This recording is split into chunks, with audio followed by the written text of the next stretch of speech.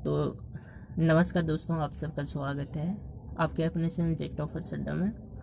आज को हम लोग अगला जो टॉपिक पढ़ेंगे वो अपरिमेय संख्याओं के बारे में जानेंगे। अपरिमेय संख्याओं के बारे में जानेंगे, वास्तविक संख्या और अवास्तविक संख्याओं के बारे में जानेंगे। अब देखते हैं, ज़्यादा हम लोग क्लास में तो बातचीत नहीं करते हैं, टॉपिक के बारे में ही बात करते हैं। तो इसे हम लोग अभी ज़्यादा टाइम वेस्ट नहीं करेंगे और टॉपिक पर डायरेक्ट जाते हैं ना। ये देखिए, अपरिमेय संख्याएं क्या होती है, परिमेय संख्याएं क्या होती हैं। यहाँ देखना, जो परिमेय संख्याएं हैं इसको जो है x बटा y के रूप में लिखा जा सकता है। ये देखना, परिमेय संख्याओं को जो है x बटा y के रूप में लिखा जा सकता है, यानी कि प्रदर्शित किया जा सकता है। और यहाँ जो x और y हैं ये दोनों क्या हैं, पूर्णांक हैं, पूर्णांक संख्याएं हैं, समझ लेना। तो ऐसे संख्याओं को जो क्या कहा जाता है, परिमेय संख्या कहा जाता है। यानी कि परिमेय संख्या उन संख्याओं को कहा जाता है जिसको हम लोग जो है x बटा y के रूप में, यानी कि बट्टा के रूप में हम लोग इन संख्याओं को लिख सकते हैं। तो उन्हें क्या कहा जाता है, परिमेय संख्याएं कहा जाता है। जैसे एग्जाम्पल के तौर पर हम लोग देख रहे हैं कि 3/2 जो है परिमेय संख्या है। यहाँ देखना, जैसे हम लोग पूर्णांक संख्या, आप लोगों को क्या बोला था मैंने, यहाँ थोड़ा सा समझ लेते हैं। पूर्णांक हम लोग देखा था कि पूर्णांक जो संख्या होती है वो परिमेय ने प्राकृतिक संख्या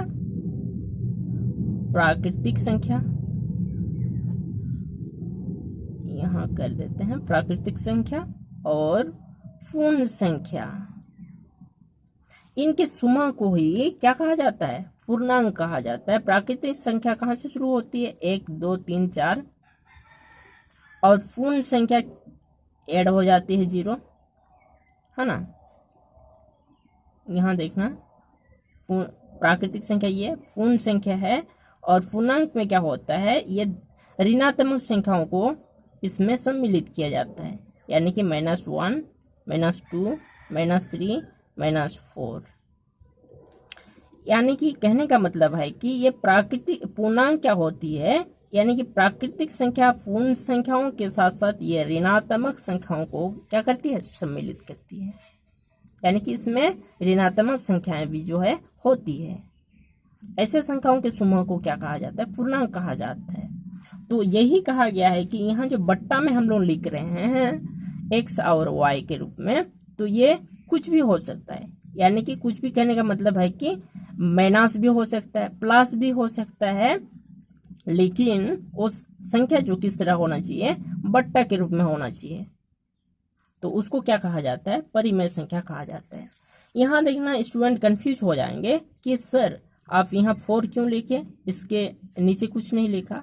तो यहाँ देखना, 4 को हम लोग 4/1 के रूप में लिख सकते हैं।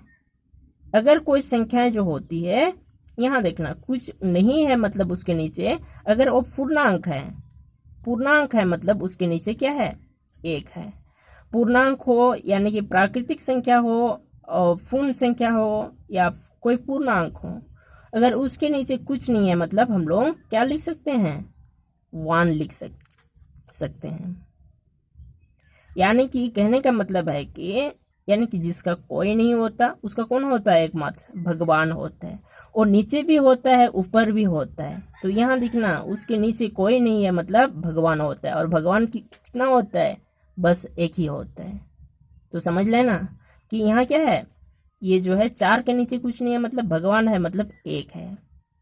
समझ में आया। वैसे 5 के नीचे कुछ नहीं है मतलब इसको हम लोग बट्टा के रूप में लिख सकते हैं कि नहीं, इसके नीचे 1 है। ये देखना, यहाँ ऋणात्मक संख्या है -2 है, लेकिन ये क्या है, -2 पूर्णांक है।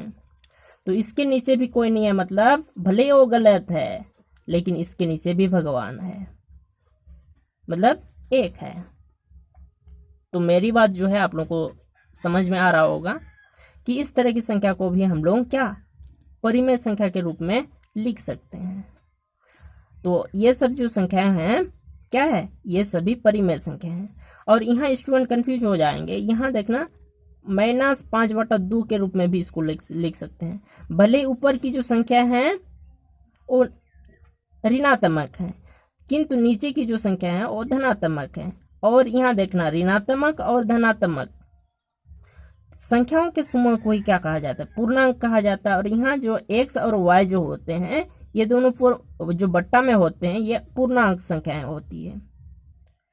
तो कहने का मतलब है कि अब जो 5 माइनस है और +2 है, ये भी बट्टा में है लेकिन पूर्णांक है, मतलब ये परिमेय संख्याएं हैं। आप लोगों को जो है अब पूरी तरह से परिमेय संख्या समझ में आ गया होगा। अगर किसी को समझ में नहीं आता है तो कमेंट बॉक्स में कमेंट करके जो है वहाँ अपनी जो है प्रॉब्लम बता सकते हैं आप लोग। अब हम लोग नेक्स्ट टॉपिक पे जाते हैं। नेक्स्ट हम लोग का है अपरिमेय संख्याएं। अपरिमेय संख्याओं में क्या होता है कि इसको हम लोग x/y के रूप में नहीं लिख सकते हैं, और ना ही ये जो संख्याएं होती है ये x और y जो होता है वो यहाँ पूर्णांक नहीं होता है। समझ में आया?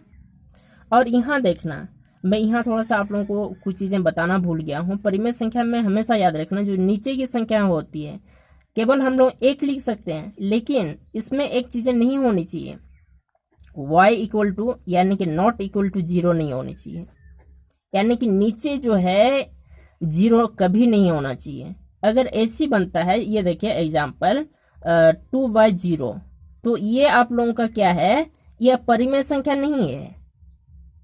अगर 0 नीचे होता है यानी कि y कभी भी जो है यहाँ परिमेय संख्याओं में 0 नहीं होता है, तो ये परिमेय संख्या नहीं है। अगर 2/1 होता है तो ये क्या है हम लोग का, ये हम लोग का है परिमेय संख्या, किंतु ये परिमेय संख्याएं नहीं है।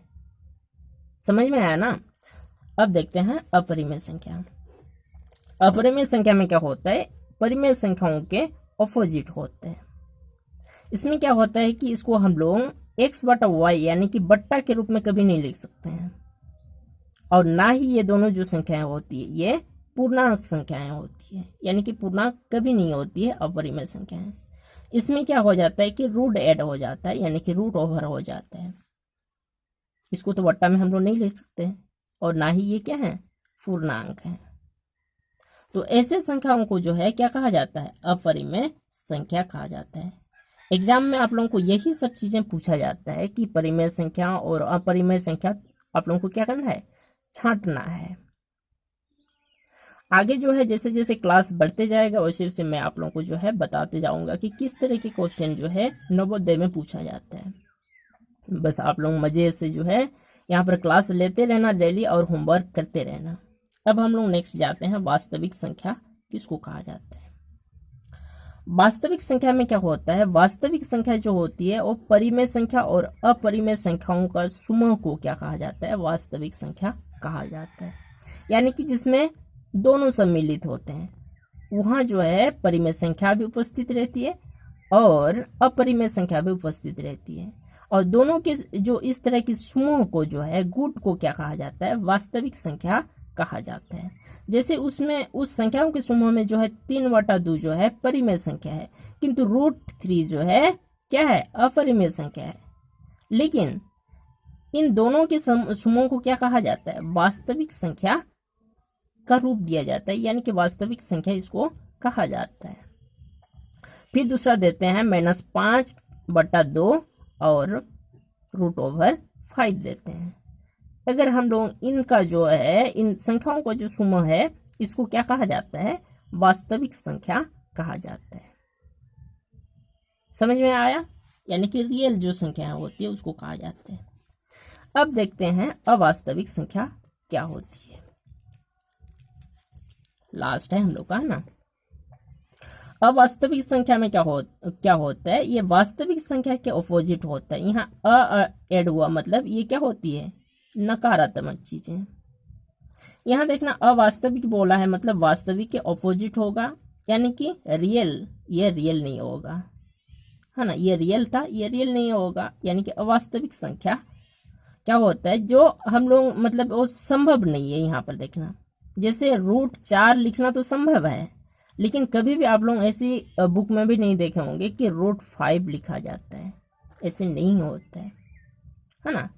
तो इस तरह की जो संख्याओं का समूह होता है उसको क्या कहा जाता है, अवास्तविक संख्याएं कहा जाता है। यानी कि बहुत ही रेयर केसेस में ऐसी सिचुएशन देखने को मिलता है, यानी कि ना के बराबर होती है ना। अगर देखा जाए तो उस तरह की जो संख्याएं होती है वो वास्तविक नहीं होती है, यानी कि ये अवास्तविक संख्याएं होती हैं। तो इस तरह की संख्या को क्या कहा जाता है, अवास्तविक संख्या कहा जाता है। तो आज का क्लास यहीं पर ख़त्म करते हैं। नेक्स्ट में हम लोग बहुत सारी चीज़ें पढ़ेंगे, और आज इतना ही। अगले टॉपिक में मिलेंगे, तब तक के लिए बाय।